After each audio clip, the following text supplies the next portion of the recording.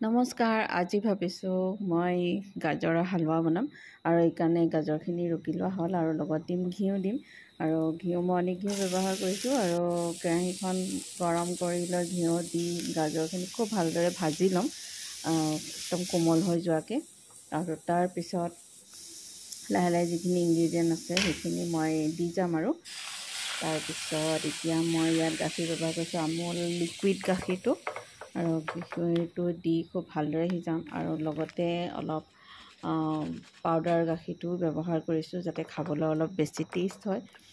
তাৰপিছত এতিয়া আৰু ভালদৰে অলপ সিজিবলৈ দিম।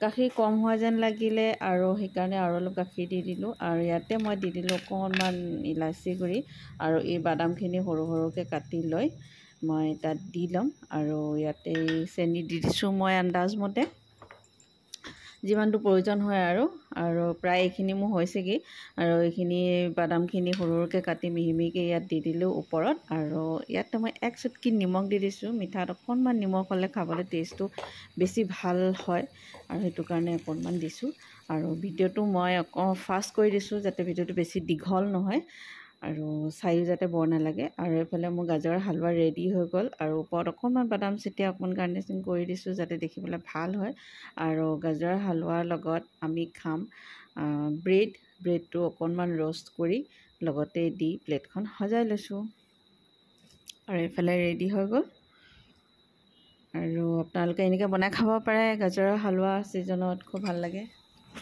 আৰু আমাৰ বাইদেউ মুখখন নেদেখাই লুকাই থৈছে আৰু ইয়াতে ময়ো অলপমান লৈ খাই চালোঁ কেনেকুৱানো হৈছে। নিজে বনাই নিজে টেষ্ট কৰি চাইছোঁ আৰু ভালেই হৈছে খাবলৈ।